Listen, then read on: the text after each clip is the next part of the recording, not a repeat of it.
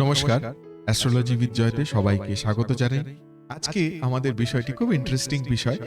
চাকরি করব না ব্যবসা করব, কোন পথে পাবো উন্নতি, কোন পথে পাবো সফলতা, এই বিষয়টি নিয়ে আলোচনা করব। মূল বিষয় যাওয়ার আগে সকল দর্শক বন্ধুদেরকে জানিয়ে রাখি, যারা জন্মকুণ্ডলী সংক্রান্ত বিষয় বা হরোস্কোপ ম্যাচিং বা ডিস্টেন্স হিলিং বা যে কোনো রকম গ্রহরত্ন নিয়ে আমার সাথে আলোচনা করতে চান, তারা উপরে দেওয়া নাম্বারটিতে যোগাযোগ করতে পারেন। নাম্বারটি একবার বলে দিচ্ছি, 9831702504।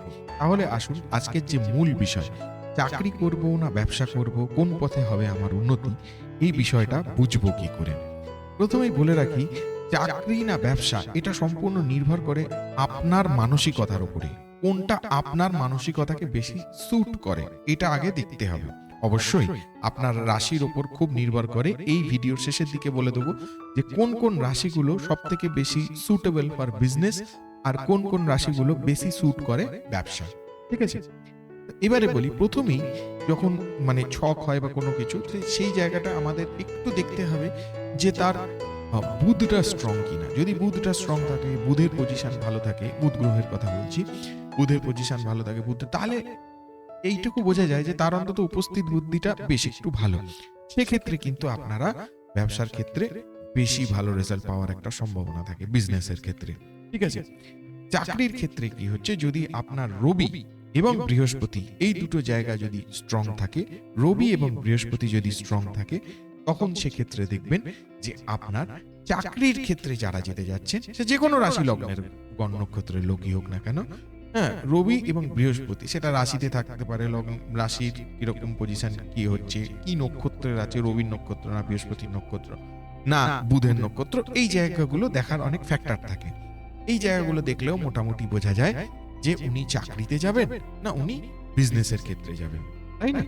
বৃহস্পতি যখনই স্ট্রং থাকে, বৃহস্পতির ক্ষেত্রে অধিকাংশ ক্ষেত্রেই কিন্তু চাকরিটা আবার একটু বেশি ফ্যাক্টর করে যায়। বিশেষ করে আমি বলে দিচ্ছি, এডুকেশনাল লাইনে যে চাকরিগুলো, সেইগুলো একটু বৃহস্পতির ক্ষেত্রে স্ট্রং থাকলে, এডুকেশন লাইন বা যেখানে ধরুন পড়াশোনার অতিরিক্ত প্রয়োজন আছে, বা অ্যাডভোকেট বা লয়ার বা এই ধরনের যে কোনো আর্টস লাইনের ক্ষেত্রে বৃহস্পতির ক্ষেত্রে স্ট্রং থাকলে তখন কিন্তু এই জায়গাগুলো অনেক বেশি কভার আপ করে যায়।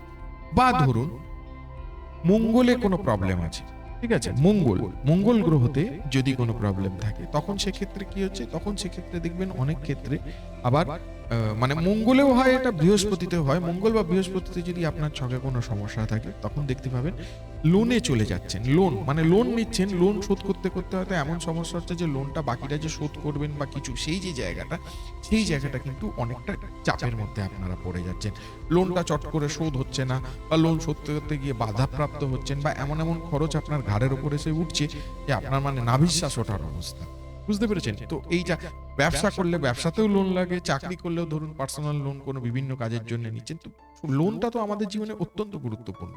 ঠিক আছে, কিন্তু কি এবার এই ফ্যাক্টরগুলো কিন্তু তখন একটার পর একটা আপনার ঘাড়ের উপরে এসে উঠে যাচ্ছে। এবং আজকালকার দেখবেন ব্যাংকেও কিন্তু লোন দেবার এত বেশি নিয়ম করে দিয়েছে যে ঝট করে আপনি চাইলেই যে লোন পেয়ে যাবেন, এবং তাদের ক্রাইটেরিয়া স্যাটিসফাই করলেও যে আপনি খুব সহজে লোনটা পাবেন তাও কিন্তু না। অনেক রকম ফ্যাক্টর থাকে, সেগুলো স্যাটিসফাইড হওয়ার পর, ভেরিফিকেশন হওয়ার পর তারপরে ওনারা কিন্তু লোনটা স্যাংশন করেন, তাই না? এবার দেখুন আপনার ছকে শুক্র স্ট্রং আছে কিনা। ঠিক আছে, ছকে যদি শুক্রর জায়গাটা স্ট্রং থাকে, তখন আমি বলবো, দেখুন আজকালকার বিভিন্ন ধরনের নেটওয়ার্কিং বিজনেস হয়েছে। আমি কোনো ব্র্যান্ড বা কোনো প্রোডাক্টের নাম বলছি না, হ্যাঁ, কেন এটা তো কোনো প্রমোশনাল ভিডিও নয়।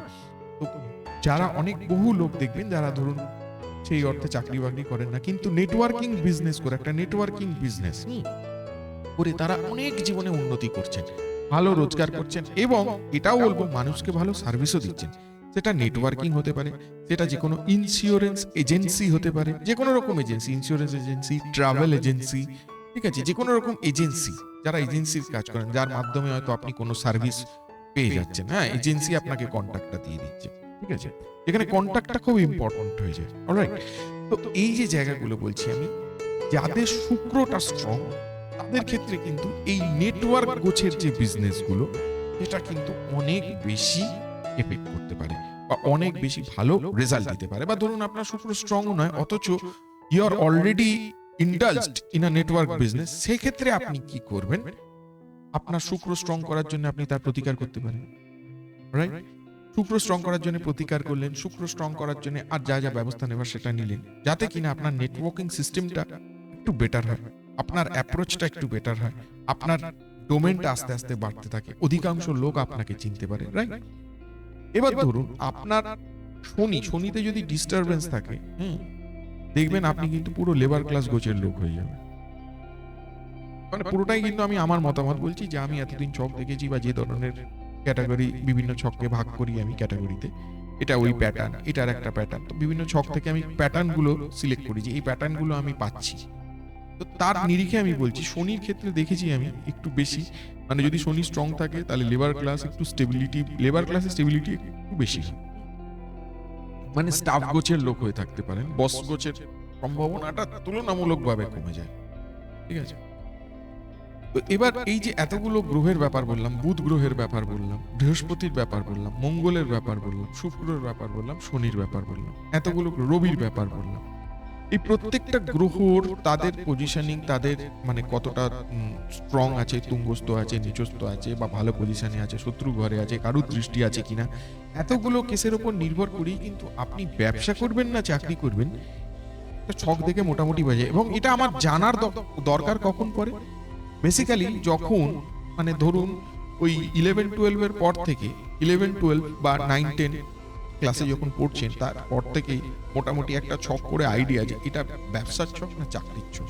সব থেকে বেশি সুবিধা কেন কি, আপনি আপনার পড়াশোনাটা, আপনি আপনার হোমওয়ার্কটা, ক্যারিয়ারটা সেইভাবে নিজেকে মেনটেন করতে পারবেন, যে হ্যাঁ আমি এটাতেই যাব এবং ওই জায়গাটাতে আমার মানে আপনার যে ফোকাসটা থাকবে, সেই ফোকাসটা সম্পূর্ণ ক্লিয়ার থাকবে যে আমি যাচ্ছি কোন দিকে। আজকের ডেটে ফোকাসটা ক্লিয়ার থাকা আমার মানে আমি যে কাজটা করব আগামী দিনে গিয়ে, সেই আমার যে আর্নিং এর যে মিনসটা হবে সেটা আমি যখন সিলেক্ট করব বা চুজ করব, সেই জায়গাটায় যেন আমি ফোকাস থাকি যে আমি এটাই করব। আজকের ডেটে দেখবেন একজন একই প্রফেশনের সাথে কিন্তু অ্যাটাচ থাকে না, একাধিক প্রফেশনের সাথে চাকরি করছে, সাথে ব্যবসাও করছে, এরকম বহু লোক আছে, ঠিক আছে?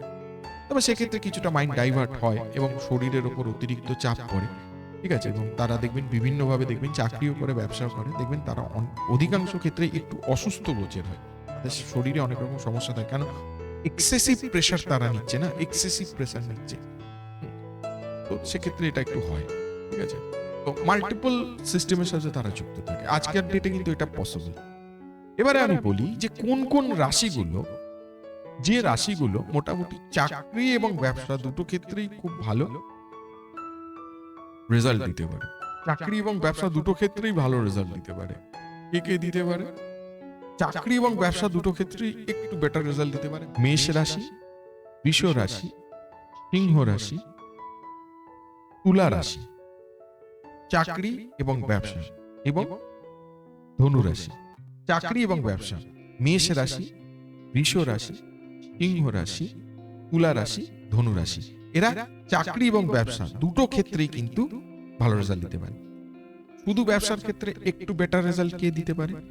মেষ রাশি, বৃষ রাশি, মিথুন রাশি, কন্যা রাশি, বৃশ্চিক রাশি, কুম্ভ রাশি।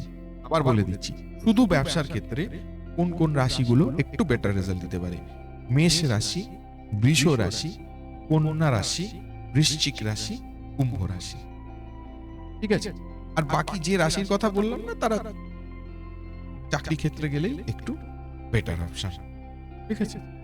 তো চাকরি না ব্যবসা কোন পথে, আমি তো বলবো অবশ্যই আপনারা কোনো না কোনো অ্যাস্ট্রোলজারের সাথে আগে কনসালটেশন নিয়ে নিন, বা এখনো ধরুন প্রফেশনাল লাইফে হয়তো সেইভাবে সেটেল হতে পারেননি, হয়তো আপনার সেই সেটেলমেন্টটা, সেই একটা ফিক্সড জায়গা হয়তো তৈরি হয়নি।